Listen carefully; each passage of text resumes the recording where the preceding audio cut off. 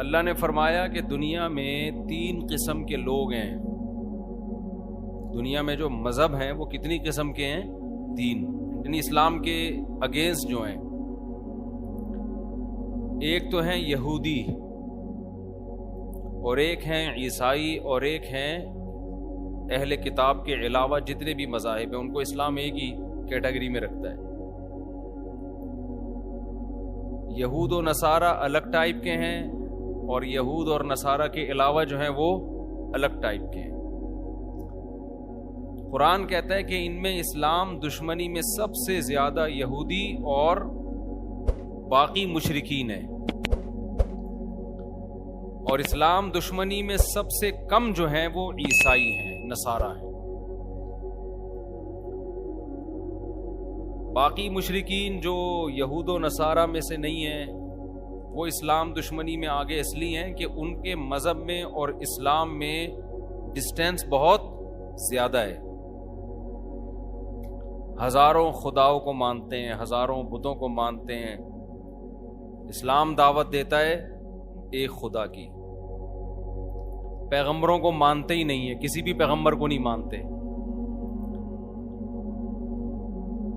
یہود و نصارہ جو ہیں یہ اسلام کے قریب ہیں، اس لیے کہ یہ پیغمبروں کے سلسلوں کو، آسمانی کتابوں کو، حلال و حرام کے کانسیپٹ کو بھی مانتے ہیں. یہ جنت جہنم کا بالکل وہی کانسیپٹ ہے جو ہمارا ہے. ان کی کتابوں میں بھی جہنم کے بارے میں وہی کچھ لکھا ہے جو ہماری آسمانی کتابوں میں لکھا ہے. جنت کے بارے میں وہی کچھ ہے جو قرآن میں لکھا ہوا ہے.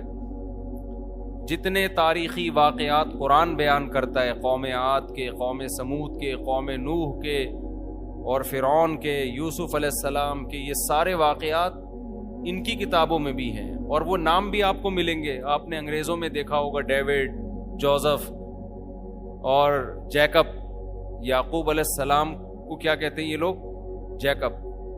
اور سولمن اور اس طرح کے نام جو ہے نا، کنگ سولمن. لیکن ہندوؤں میں آپ کو، سکھوں میں آپ کو ایسے نام نہیں ملیں گے. تو ہونا یہ چاہیے تھا کہ یہود اور عیسائی اسلام کے سب سے قریب ہوتے ہیں، لیکن قرآن نے کہا ان میں یہودی سب سے بڑے دشمن ہیں مشرکین کے ساتھ. وجہ کیا ہے؟ وجہ ہے یہودیوں کی جیلسی، کیونکہ اللہ تعالیٰ نے اہل یہود کو نوازا بہت تھا. کل جو ہم نے سورت پڑھی تھی اس میں موسیٰ علیہ السلام نے ذکر کیا، اذ جعل فیکم انبیاء وجعلکم ملوکا. اے میری قوم، اللہ کی اس نعمت کو یاد کرو، اس نے تمہارے اندر پیغمبر پیدا کیے اور تمہیں زمین میں بادشاہ بنایا. ملوک، بادشاہ بھی تمہیں میں ہوا کرتے تھے. وآتاکم ما لم یؤتی احدا من العالمین. تمہیں وہ کچھ دیا جو جہان میں کسی اور کو نہیں دیا. علم بھی ان کے پاس، دین کا علم بھی، دنیا کا علم بھی. لیکن انہوں نے، ان کے اندر ایک تکبر پیدا ہو گیا. یہ کہنے لگے کہ قوم پرستی پیدا ہو گئی. یہ سمجھنے لگے کہ ہمیں جو اللہ نے اتنا نوازا ہے ہماری قومیت کی بیس پہ، حالانکہ اللہ نے نوازا تھا عمل کی بیس پہ. عمل چھوٹ گیا. اب یہ دعوے کہ ہم چونکہ یہود ہیں ہم جنت میں جائیں گے، ہم تو اللہ کے معاذ اللہ بیٹوں کی طرح ہیں. قرآن نے کہا کہ یہ تمہارے دعوے تمہارے خود ساختہ ہیں. تم نے پیغمبروں کا انکار کیا، پیغمبروں کو قتل کیا، خاص طور پر عیسیٰ ابن مریم کے ساتھ جو کچھ تم نے کیا. پھر تم نے محمد صلی اللہ علیہ وسلم کا انکار کیا. تو یہ اس خوش فہمی میں مت رہو کہ اللہ تمہارے ساتھ اب وہی معاملہ کرے گا جو پہلے کیا کرتا تھا. تو ان کو جیلسی ہوئی کہ ایک امی پیغمبر جو نہ لکھنا جانتے ہیں نہ پڑھنا جانتے ہیں، وہ قوم جو جاہل قوم تھی، عرب تو جاہل لوگ تھے، ان کو ہم اپنا باپ کیسے بنا لیں؟ سمجھ رہے ہیں؟ ان کو ہم اپنا امام کیسے بنا لیں؟ کل تک تو وہ ہم سے پوچھا کرتے تھے. اس حسد کی آگ میں بھڑکنے کی وجہ سے انہوں نے اسلام دشمنی میں سب سے زیادہ پہل کی ہے. تبھی آج دیکھیں نا کہ فلسطین پر قبضے کا دعویٰ اور حقدار عیسائی اپنے آپ کو نہیں کہتے، حالانکہ عیسائیوں کی بھی حکومتیں رہی ہیں. حضرت عیسیٰ علیہ السلام، حضرت مریم، یہ پوری تاریخ بیت المقدس کی وابستہ ہے عیسائیوں کے ساتھ. لیکن کوشش میں کون لگا ہوا ہے؟ یہودی. وجہ کیا ہے؟ وہ کہتے ہیں ہماری وہی خلافت جو پہلے تھی دنیا میں، اور بیت المقدس کے ذریعے ہم یہ مرکز تھا پوری دنیا کا، تو یہ بیت اللہ کیوں مرکز بن گیا، مکہ مکرمہ کیوں مرکز بن گیا، ساری دنیا وہاں کیوں جاتی ہے، یہاں کیوں نہیں آتی؟ سمجھ رہے ہیں کہ نہیں سمجھ رہے ہیں؟ تو یہ جیلسی، حسد حسد حسد، جس کا نتیجہ یہ نکلا کہ وہ اسلام دشمنی میں سب سے آگے بڑھ گئے۔ اور قرآن کہتا ہے وَلَا تَجِدَنَّ أَقْرَبَهُمْ مَوَدَّةً لِّلَّذِينَ آمَنُوا الَّذِينَ قَالُوا إِنَّا نَصَارَىٰ۔ اس کے برعکس جو عیسائی ہیں وہ دوسرے مذاہب کی نسبت اسلام سے سب سے زیادہ قریب ہیں۔ وجہ کیا ہے؟ وجہ ان کے مذہب کی کچھ ایسی تعلیمات ہیں، ان تعلیمات نے ان کو ان برائیوں سے روکا ہے جو برائیاں یہود میں تھیں۔ بعض دفعہ مذہب میں کچھ ایسی چیزیں ہوتی ہیں کہ مذہب ان چیزوں کو بہت ہائی لائٹ کرتا ہے، تو اس سے کچھ خیر کی چیزیں آپ کے اندر رہ جاتی ہیں، غلط ہو کے بھی رہ جاتی ہیں۔ وہ چیزیں کیا ہیں؟ بِأَنَّ مِنْهُمْ قِسِّيسِينَ وَرُهْبَانًا۔ عیسائیوں نے نا ایک چیز خود سے ایجاد کی تھی اپنے مذہب میں، رہبانیت، دنیا سے بے رغبتی۔ جو جتنا زیادہ دنیا سے دور بھاگے گا اتنا ہی نیک ہوگا۔ اب یہ ابتدعوہا، قرآن کہتا ہے خود گڑھا انہوں نے یہ فلسفہ، غلط تھا، لیکن بہرحال اس کا ایک فائدہ یہ ہوا کہ جب انسان کے دل میں دنیا کی لالچ ختم ہو جاتی ہے تو اس کے لیے حق کو قبول کرنا آسان ہو جاتا ہے، کیونکہ وہ ذہنی طور پر اس کے لیے تیار ہے پہلے سے۔ ہمارے والد صاحب ایک واقعہ بیان کرتے تھے کہ ہندوستان میں ایک پنڈت تھا، یا کوئی ہندوؤں کا کوئی بڑا تھا، وہ عجیب عجیب کمالات دکھاتا تھا نا، شعبدے، یہ کر دیا، یوں کر دیا، ایسے میز کو اوپر اٹھا لیا، ہوتے نا شعبدے۔ مسمرزم کا بڑا وہ ہیپناٹائز ہوتا ہے، ایک مسمرزم ہوتا ہے، دماغ پہ قبضہ کر لیتے ہیں۔ تو ایک بزرگ گئے اس کے پاس اور ان سے بولا کہ یار یہ تیرے اندر یہ کمال کیسے پیدا ہوا ہے؟ تو چیزوں پہ توجہ مرکوز کرتا ہے، وہ چیز اٹھا لیتا ہے، ٹھیک ہے نا۔ تو اس نے کہا کہ میں نے نا زندگی بھر اس کی کوشش کی ہے کہ اپنی خواہشات کے میں اگینسٹ چلاؤں، ہمیشہ میرا جو دل چاہتا ہے میں اس کے خلاف کرتا ہوں، کہ قوت ارادی مضبوط ہو جاتی ہے نا اس سے، جو میرا دل چاہے گا میں اس کے خلاف کروں، اس سے انسان کی قوت ارادی مضبوط ہوتی ہے۔ تو اس کا مجھے یہ فائدہ ہوا ہے کہ اس طرح جب میں کسی چیز پہ توجہ ڈالتا ہوں تو میرے ارادے کے ذریعے نا اس پہ کوئی ریز نکلتی ہوں گی، اب سائنٹیفک اس کی کیا حقیقت ہے تو اللہ ہی جانے۔ تو یہ میرے اندر ایک کمال پیدا ہو گیا، میں اپنی توجہ کے ذریعے ایسے چیزوں کو ہلا دیتا ہوں۔ ان بزرگ نے کہا اچھا تو یہ بات بتا، تو نے ہمیشہ اپنی خواہشات کی مخالفت کی؟ اس نے کہا ہاں۔ اس نے کہا تیرا دل چاہتا ہے اسلام قبول کرنے کا؟ اس نے کہا نہیں۔ انہوں نے کہا مخالفت کر رہا اپنی خواہش کی، ٹھیک ہے، اب کیا کر؟ اور وہ مسلمان ہو گیا، اس نے کلمہ پڑھ لیا۔ تو اب اس کے اندر ایک خاصیت بہرحال پیدا ہو گئی تھی نا کہ آپ جب اپنی خواہشات کے خلاف چلتے ہیں تو جہاں اس کے نقصانات ہوتے ہیں وہاں ایک کوالٹی بھی تو پیدا ہوتی ہے نا۔ اسلام آپ کو خامخواہ میں اپنی خواہشات کے خلاف چلنے کے لیے نہیں کہتا، اسلام کہتا ہے ناجائز خواہشات چھوڑ دو، جائز کو پورا کرو۔ لیکن خواہشات کے اگینسٹ چلنے سے بہرحال ایک آپ کے اندر کمال پیدا ہوتا ہے، آپ کی قوت ارادی مضبوط ہوتی ہے۔ جو اپنے خواہشات کے غلام بنے ہوئے ہوتے ہیں ان سے دنیا میں کوئی بھی کام، ان سے 20 رکعت تراویح نہیں پڑھی جاتی، وہ گن رہے ہوتے ہیں ہر 2 رکعت، یار ہوگا کیا، کتنا ٹائم اور لگے گا۔ تو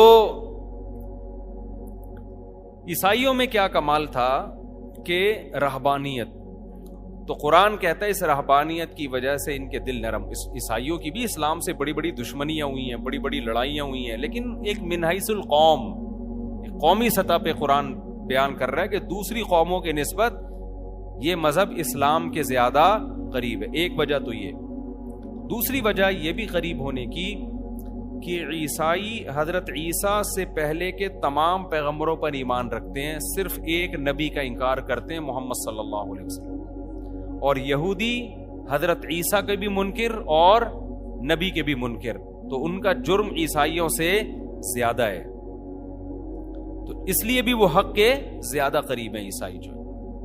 اور آج پوری اچھا جو مکاریاں چالاکیاں یہودیوں نے کی ہیں وہ عیسائیوں میں نہیں ہیں، وہ عیسائیوں میں نہیں ہیں۔ ہٹلر نے عیسائیوں کو نہیں زیادہ چھیڑا تھا، وہ تو خود بھی عیسائی تھا، اس نے دشمنی کس سے کی تھی؟ یہودیوں سے۔ اس کا یہ نظریہ تھا کہ یہ فساد کی جڑ ہے۔ پھر کہتے ہیں اس نے کچھ یہودی چھوڑ دیے، اس لیے چھوڑ دیے کہ دوبارہ یہ فساد کریں گے تو لوگ پھر مجھے کہیں گے اس نے صحیح کیا تھا۔ یہ اس کی رائے تھی، میں نہیں کہہ رہا یہ، ٹھیک ہے نا، میں نہیں کہہ رہا یہ، وہ جانے، آپ جانے، ہٹلر جانے۔ تو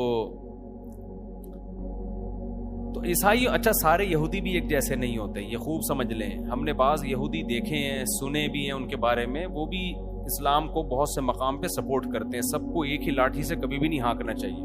ہانگ کانگ میں وہاں کے مفتی اعظم سے میری ملاقات ہوئی، انہوں نے کہا کہ یہاں ہمیں یہودی سپورٹ کرتے ہیں، ہم یہودیوں کو سپورٹ کرتے ہیں، کیونکہ آسمانی مذاہب ہے نا، تو یہاں پر یہودی مسلمانوں کا ساتھ دیتے ہیں، واللہ عالم۔ تو ہر جگہ سب ایک جیسے نہیں ہوتے۔ تو آپ کو کوئی یہودی نظر آیا تو آپ نے فوراً قرآن کی آیت پڑھ کے اس کا سر ڈنڈے سے کوٹ دیا کہ اسلام، ضروری نہیں ہے کہ وہ بھی اسلام دشمن ہو، بلکہ آپ کو میں کمال کی بات بتاؤں کہ جب لندن کی یہ جو یو کے ہے، یونائٹڈ کنگڈم، اس کی اسمبلی میں یہودیوں نے یہ آواز اٹھائی تھی کہ ہمیں ایک الگ ریاست چاہیے اسرائیل کے نام پہ، تو اس کی سب سے پہلے مخالفت جس نے کی تھی وہ یہودی تھا، اور اس نے اس بیس پر مخالفت کی تھی کہ ہماری 1300 سال ہو گئے مسلمانوں سے اب تک کوئی جنگ نہیں ہوئی ہے، وہ جو نبی کے دور میں ہوئی تھی اس کے بعد سے جنگیں ہماری نہیں ہوئی ہیں، تو ہم خامخواہ میں مسلمان جیسی اتنی بڑی قوم سے کیوں پنگا لے بھائی، ہم بلا وجہ ایک نیا شوشہ چھوڑ دیں، ہم اب تک ہماری مسلمانوں سے کوئی جنگ نہیں ہوئی ہے۔ اور حقیقت ہے خلافت عثمانیہ نے یہودیوں کو سپورٹ کیا تھا، بچایا تھا بہت سے۔ ترکی آپ جائیں نا، ہسٹری پڑھیں تو آپ کو پتا چلے گا بہت سے یہودیوں کی پناہ گاہ تھی یہ ترکی، مسلمان ان کو پناہ دیتے تھے، ان کی جانوں کی حفاظت کی، کیونکہ یہ ان سے کوئی پنگا پھڈا چل نہیں رہا تھا مسلمانوں کا۔ لیکن بہرحال احادیث میں ہے کہ آخری جو مسلمانوں کی سب سے بڑی جنگ ہوگی وہ کس سے ہوگی؟ یہودیوں سے ہوگی۔ تو وہ پیشگوئی نبی کی پوری ہونی تھی، تو وہ اسرائیل کے نام پہ ایک شوشہ چھوڑ دیا، پھر جو فلسطینیوں پہ ظلم ہوا وغیرہ وغیرہ جو کچھ ہو رہا ہے۔ تو میں یہ عرض کر رہا تھا کہ عیسائیوں میں دوسری کوالٹی کیا ہے کہ یہ تمام پیغمبروں پر ایمان رکھتے ہیں، ان میں وہ چالاکیاں نہیں تھی جو کس میں تھی؟ یہود میں۔ یہی وجہ ہے کہ دنیا میں جو سب سے زیادہ مذہب قبول کرنے والی قوم ہے نا اسلام، وہ عیسائی ہیں۔ میں نے بھی اس کا مشاہدہ کیا، سب سے زیادہ عیسائی لوگ ہیں جو اسلام کو قبول کرتے ہیں، ان میں یہ ریشو دوسرے مذاہب کی نسبت سب سے زیادہ ہے۔ امریکہ میں تو آئے دن لوگ مسلمان ہو رہے ہیں، لندن میں بھی، ہمارے اتنی بڑی بڑی داڑیاں رکھتے ہیں وہ انگریز، بہت بہت زیادہ ہے اس میں۔ آگے اللہ نے فرمایا وَإِذَا سَمِعُوا مَا أُنزِلَ إِلَى الرَّسُولِ تَرَىٰ أَعْيُنَهُمْ تَفِيضُ مِنَ الدَّمْعِ، یہ اہل کتاب جو عیسائی ہیں، جب ان پر اللہ کی آیات تلاوت کی جاتی ہیں تو اے مخاطب تو ان کو دیکھے گا ان کی آنکھیں بہنا شروع کر دیتی ہیں۔ وجہ کیا ہے کہ یہ تورات پڑھ پڑھ کے نا یہ اللہ کے کلام سے مانوس ہو چکے ہوتے ہیں۔ جنہوں نے آسمانی کتابیں پڑھی ہیں نا، تورات اور انجیل، انہیں اللہ کے کلام سے کچھ نہ کچھ مناسبت پیدا ہوتی ہے۔ تو عیسائیوں میں جو پادری ہیں، جو حق پرست ہیں، جب وہ کلام اللہ سنتے ہیں تو قرآن کہہ رہا ہے کہ ان کی آنکھیں بہنا شروع کر دیتی ہیں، اور ان کو یقین ہو جاتا ہے کہ یہ وہی کلام ہے، بالکل اسی طرز کا کلام ہے جو اللہ نے موسیٰ کلیم اللہ اور عیسیٰ روح اللہ پہ نازل کیا۔ ڈاکٹر حمید اللہ صدیقی کے نام سے ایک بہت بڑے اسکالر گزرے ہیں، خطبات بہاولپور جن کی مشہور کتاب ہے۔ صدیقی ہیں یا نہیں؟ ڈاکٹر حمید اللہ صدیقی، شاید میں نے خود لگا دیا، ڈاکٹر حمید اللہ بہت بڑے اسکالر، حیدرآباد دکن کے تھے وہ۔ ان کی بڑی ریسرچ تھی کتابوں پہ، نایاب نسخوں پہ، تو ان کی تورات انجیل پر بھی بڑی ریسرچ، قرآن پر تو تھی۔ وہ یہ کہا کرتے تھے کہ آپ تورات کا، یعنی جو موجودہ عہد قدیم اور عہد جدید ہے، اس کا اور قرآن کا مطالبہ کریں نا تو آپ کو ان کا انداز بیان سیم ملے گا۔ یہ خود اس کی علامت ہے کہ یہ ایک ہی ذات سے نکلے ہوئے کلام، یعنی اتنی تحریفات کے باوجود بھی جو آیتوں کا انداز ہے اور کلام کا جو طرز ہے وہ بالکل سیم ہے۔ وہ بالکل سیم ہے. یہی وجہ ہے کہ نجاشی کے سامنے، نجاشی عیسائی بادشاہ تھا، جب حضرت جعفر طیار رضی اللہ تعالی عنہ نے نجاشی بادشاہ کے سامنے سورہ مریم کی تلاوت کی ہے. سورہ مریم سے یاد آیا، لوگ اکثر مجھ سے پوچھتے ہیں آپ تلاوت اپلوڈ کریں. ہماری تلاوت یوٹیوب پہ تراویح کی اپلوڈ ہوئی بھی ہے، آپ لکھیں گے نا مفتی طارق مسعود ریسائٹنگ آ جائے گی، وہ بار بار نہ کریں، کہیں ایک ہی بات، اپلوڈ ہوئی بھی ہے، سن لیں. سورہ قصص بھی ہے، سورہ مریم بھی ہے. تو جس نے سننی ہے، نہیں سننی تو وہ بڑے بڑے قاری ایک سے ایک پڑے ہوئے ہیں یوٹیوب پہ. تو بھائی، تو حضرت جعفر طیار رضی اللہ تعالی عنہ نے جب سورہ مریم کی تلاوت شروع کی ہے تو نجاشی اور اس کے گرد جتنے پادری بیٹھے ہوئے تھے سب کی داڑیاں رو رو کے تر ہو گئی تھی. تو نجاشی نے اس موقع پہ کیا کہا تھا کہ اللہ کی قسم یہ وہی اسی جیسا کلام ہے جو اللہ نے عیسیٰ ابن مریم پہ نازل کیا. اسی کا قرآن تذکرہ کر رہا ہے، وَإِذَا سَمِعُوا مَا أُنزِلَ إِلَى الرَّسُولِ تَرَىٰ أَعْيُنَهُمْ تَفِيضُ مِنَ الدَّمْعِ. جب یہ رسول پہ جو کلام نازل ہوا یہ سنتے ہیں، اے مخاطب تو دیکھے گا ان کی آنکھیں آنسوؤں سے بہنا شروع کرتی. یہ بھی بلاغت ہے قرآن کی. یہ نہیں کہا کہ آنکھوں سے آنسو بہیں گے، آنسوؤں میں آنکھیں بہنا شروع کر دیں گی. یہ بلاغت ہے. اتنا روتے ہیں جیسے آنکھیں بہتی چلی جا رہی ہیں. تو بہت ایسے واقعات ہیں قرآن پڑھ کے رونے کے. غیر مسلموں نے سنا، حضرت عمر نے سنا، کیسا دل پگھل گیا ان کا. نجاشی نے سنا، اس کے پادریوں نے سنا. آپ کہہ سکتے ہیں مدینہ کے جو لوگ تھے وہ کیوں نہیں روتے تھے، جو دشمن تھے. یاد رکھیں جب آپ کے دل میں کسی کا بغض پیدا ہو جائے نا، ایک دفعہ کینہ پیدا ہو جائے، پھر آپ دلائل کو سائڈ پہ رکھ دیتے ہیں، پھر آپ ہمیشہ اس کے خلاف کوشش میں لگے رہتے ہیں. آج جو مسلکی اختلافات ہیں نا، 8 رکعت تراویح، 20 رکعت تراویح، رفع الیدین، ٹانگیں چوڑی ٹانگیں پتلی، ان کا بھی مسئلہ سارا یہی ہے. نام ہم سب قرآن و حدیث کا لگاتے ہیں، لیکن سب کا مطلب اپنی ٹھڑک پوری کرنا ہوتا ہے کہ اپنے مسلک کی ٹانگ کو اونچا رکھو، دوسرے مسلک کو، ورنہ پتا ہوتا ہے کہ یار دلیل ادھر بھی ہے اور ادھر بھی ہے، لیکن اپنی والی دلیل کو دلیل کہنا ہے، دوسرے والی کو کہنا ہے 100% غلط. یہ ٹھڑک چل رہی ہے آج کل مارکیٹ میں. لیبل کیا لگایا جا رہا ہے؟ قرآن و حدیث کا. سمجھ رہے ہو نا، لیبل قرآن و حدیث کا. کیونکہ ہمیں تو صبح و شام تجربہ ہوتا ہے. جب آپ دلائل دینا شروع کرتے ہو تو نہیں یہ ضعیف ہے، یہ یوں ہے تو یہ یوں ہے، خام خواہ کے فتوے ٹھوکنا شروع. اور کمال کی بات یہ کام وہ لوگ زیادہ کر رہے ہوتے ہیں جو خود کو مسلک پرست نہیں کہتے. وہ لوگ یہ زیادہ کر رہے ہوتے ہیں جو کہتے ہیں ہمارا کوئی مسلک نہیں ہے. اس سے پتہ چلتا ہے آپ کا تو ایسا مسلک ہے کہ آپ اس کے علاوہ سب کو جہنمی سمجھتے ہو. ایک چھوٹی سی بات کر کے آگے چلتا ہوں. آپ نے بہت سے لوگ دیکھے ہوں گے جو کہتے ہیں ہم شخصیت پرست نہیں ہیں، ہم کسی شخصیت کو نہیں مانتے. 99.9% میں نے ایسے لوگوں کو ایسا شخصیت پرست دیکھا ہے کہ آپ کسی صحابی کو برا بلا کہہ دو ان کو غصہ نہیں آئے گا، ان کے باپ کو آپ ذرا سا برا بلا کہہ کے دیکھو ان کے منہ سے جھاگ نکلنا شروع ہو جاتا ہے غصے میں. ٹھیک ہے نا. یہ کہتے ہیں کہ حضرت معاویہ پہ بھی اعتراض ہو سکتا ہے، حضرت ابو سفیان پہ بھی ہو سکتا ہے، بڑے بڑے صحابہ حضرت عثمان پہ بھی ہو سکتا ہے، لیکن ہمارے باپ پہ اعتراض نہیں ہو سکتا. سمجھ رہے ہیں؟ ہمارے باپ کے بارے میں اگر کسی نے بتا دیا نا، روحانی باپ بتا دیا نا کسی نے کہ یہ محترم نے غلطی کی ہے اور یہ 100% غلطی ہے، تو یہ ایسا جھاگ ان کے منہ سے نکلتا ہے نا غصے میں. ان کے کمنٹ سے پتا چلتا ہے کہ یہ لوگ حضرت معاویہ پہ طنز برداشت کر لیں گے، یہ حضرت ابو سفیان پہ، حضرت عثمان پہ، بڑے بڑے صحابہ پہ، لیکن جب ان کے کسی پیر و مرشد کو آپ ذرا چھیڑ کے تو دیکھیں تو ان کے منہ سے کیا جھاگ نکلتا ہے اور کیا غضبناک ہوتے ہیں. ان کے خلاف یہ ایک حرف سننا پسند نہیں کرتے. ہمارے حضرت نے ایک دور میں کتاب لکھی، ایک مشہور شخصیت، انہوں نے صحابہ پہ بڑے اعتراضات کیے تھے.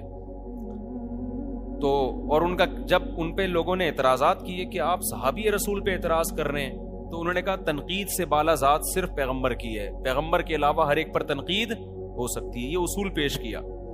تو ہمارے حضرت نے ان کی کتابوں سے ان پہ تنقیدیں شروع کر دی نا، تو ان کے ماتحتوں کو اتنا غصہ آیا، اتنی بوچھاڑ، اور یہ ایسے ہیں تو یہ یوں ہیں تو یہ یوں ہیں. انہوں نے فرمایا کہ تم عجیب لوگ ہو، صحابہ کو تو تم تنقید سے بالا تر نہیں سمجھتے، لیکن جب تمہارے پیر و مرشد، تمہارے امیر پر تنقید کی جاتی ہے تو بجائے ٹھنڈے دل آرام سے سن کے تمیز سے اس کا جواب دو، ایسا نہیں کرتے, ایک دم جھاگ اگلنا شروع.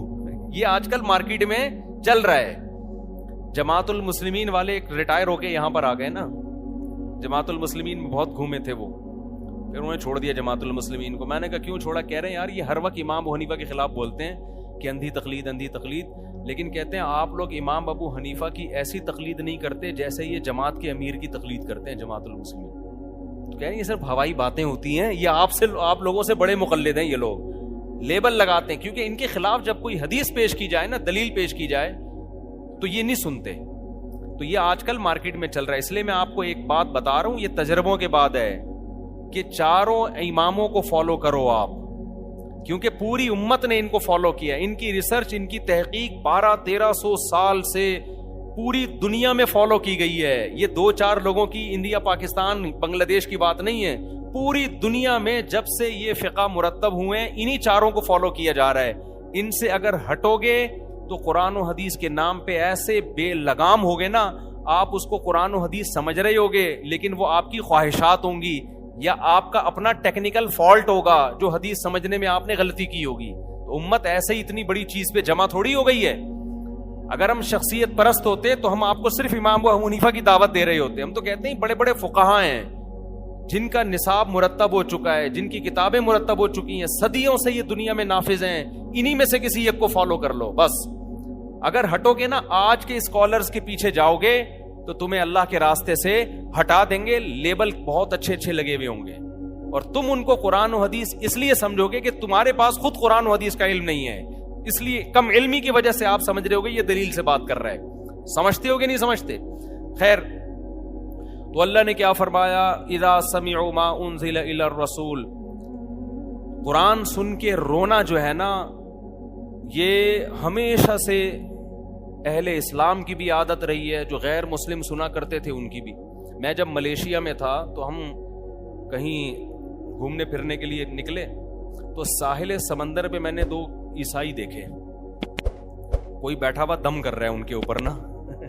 میں گیا انٹرویو لینے کے لیے ان سے, میں نے پوچھا کیا ہے, کیا کر رہے ہیں؟ انہوں نے کہا یہ سورہ رحمان پڑھ کے ہم پہ دم کر رہے ہیں. کوئی مولوی صاحب تھے. میں نے کہا آپ کا مذہب کیا ہے؟ انہوں نے کہا ہم عیسائی ہیں. تو میں نے کہا آپ تو عیسائی ہیں تو سورہ رحمان کا دم کیوں کروا رہے ہیں؟ انہوں نے کہا ہم جب قرآن کا دم اپنے اوپر کرواتے ہیں نا کسی بھی مولوی صاحب سے یا کہیں سے بھی, قرآن کی آیتیں, تو ہمیں سکون ملتا ہے اس سے. تو یہ قرآن کے مزاج میں یہ چیز داخل ہے, قرآن کی روح میں یہ چیز داخل ہے کہ اس کی تلاوت انسان کے دلوں کو سکون دیتی ہے. آج تو لوگ سمجھتے نہیں ہیں نا کیا پڑھا جا رہا ہے, اس لیے اثر ہی نہیں ہوتا. تو قرآن کو سمجھنے کی کوشش کرنی چاہیے. صحابہ کے ایسے واقعات ہیں, حضرت عمر رضی اللہ تعالیٰ عنہ فجر کی نماز میں جب تلاوت کرتے اتنا روتے, بعض دفعہ کہتے ہیں رو رو کے گر جایا کرتے تھے, بیمار ہو جایا کرتے تھے. حضرت عکرمہ رضی اللہ رحمہ اللہ تعالیٰ جو حضرت عبداللہ بن عباس کے شاگرد ہیں, قرآن کی تلاوت سے پہلے اس کو آنکھوں سے لگاتے اور کہتے ہاذا کلام ربی ہاذا عہد و منشور ربی, یہ میرے رب کا کلام ہے, یہ معمولی کتاب نہیں ہے, اور یہ میرے رب کا عہد نامہ ہے, منشور ہے, میرے رب نے اس میں قوانین بیان کی ہیں, منشور ہے یہ, میرے رب نے اس کتاب میں مجھ سے کچھ معاہدے کیے ہیں. تو یہ اتنی عظیم کتاب ہے جس میں میرا رب مجھ سے کہہ رہا ہے تم اپنی ذمہ داری پوری کرو, یہ کرو, اور میں اس کے بدلے میں تمہیں یہ دوں گا. تو اتنی عظیم کتاب ہے, پھر اس کو آنکھوں سے لگاتے, اس کا بوسہ لیتے اور پھر رونا شروع کر دیا کرتے تھے. تو ہمارے اسلاف نے اس کی بڑی قدر کی ہے. آج ہمارے گھروں سے قرآن نکل گیا ہے, بچوں کو سکھانا بھی چھوڑ دیا ہے. سیکھ جاتے ہیں مدرسوں میں, کہیں اسکولوں میں, تو پڑھتا تلاوت ہی نہیں کرتے, پورے سال قرآن بند رہتا ہے.